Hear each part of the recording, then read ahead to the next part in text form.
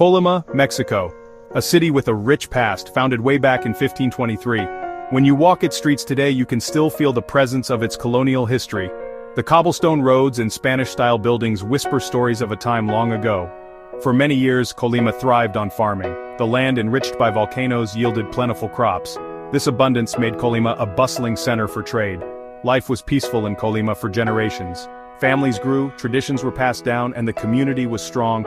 The people took pride in their heritage and looked forward to the future with hope. But, beneath this peaceful surface, trouble was brewing. In the late 1900s, the dangerous drug trade began to take root in Mexico. Cartels, promising wealth and power, lured desperate people to their side. Colima, with its strategic location on the Pacific coast, would soon become a battleground in Mexico's drug war. The peace of the past was about to be shattered. The city, once known for its beauty, would earn a new, terrifying title, one of the most dangerous places in the world. Colima's fall into violence was rapid and brutal. The once peaceful city became a place defined by danger. The numbers tell a grim story. Murders have skyrocketed, reaching levels 5 times higher than the national average. Kidnappings and people being forced to pay for protection are everyday occurrences. Fear has become the norm. Manzanillo, Colima's beautiful port city, has also fallen victim to the violence. Once a popular spot for tourists, it's now a hub for cartel activity. Cruise ships have stopped coming. The US government has even issued a warning for people to avoid traveling there. The once booming tourism industry is in ruins. The violence isn't random, it stems from a bloody fight for territory. Rival cartels are locked in a battle for control of Colima and its strategic location. The port of Manzanillo is a key entry point for drugs, especially fentanyl, coming into the United States. The cartels are willing to kill to protect these profitable drug routes. The violence has had a devastating impact on the people of Colima. Thousands have fled their homes, seeking safety elsewhere. Those who remain live in a constant state of fear. The city is caught in a vicious cycle of violence.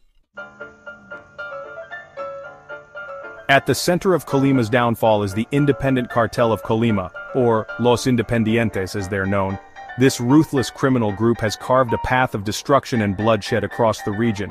Their rise to power is a story of ambition, betrayal, and shocking brutality. The Independent Cartel rose from the ashes of the Sinaloa Cartel. In the early 2020s, when the Sinaloa Cartel's leader, Joaquin El Chapo Guzman, was sent to prison in the United States, it created a void. A group of ambitious lieutenants within the Sinaloa Cartel saw this as their chance. They broke away and formed their own organization. These men weren't content with playing second fiddle. They craved power and wealth. They were ruthless and ambitious, willing to do whatever it took to get what they wanted. They swiftly took control of Colima, eliminating any rivals who dared to stand in their way. The Independent Cartel's leader, Jose Bernabe Brizuela Meraz, also known as La Vaca, is a figure shrouded in mystery and dread. He's infamous for his brutality and his ability to stay hidden from the law. Under his command, the cartel has become a powerful force, controlling drug trafficking, extortion rackets, and even local politics. Section 4. A reign of terror violence grips Colima. The Independent Cartel's hold on Colima has dragged the city into a pit of violence. Their reign of terror is marked by brazen attacks, public executions, and a complete disregard for human life. They operate freely, spreading fear and intimidation throughout the region. One of their most chilling tactics is the use of narcomantis, banners hung in public places with messages meant to terrify their rivals and instill fear in the population. These gruesome displays often include threats, accusations, and graphic images of their victims.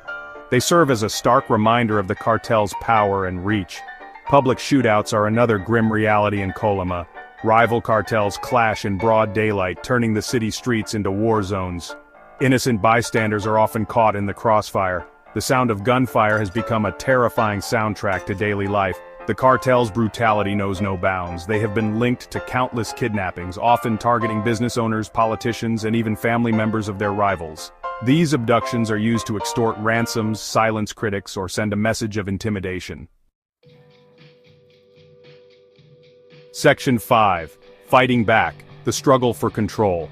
Despite the overwhelming challenges, the Mexican government is engaged in a difficult and dangerous battle against the cartels.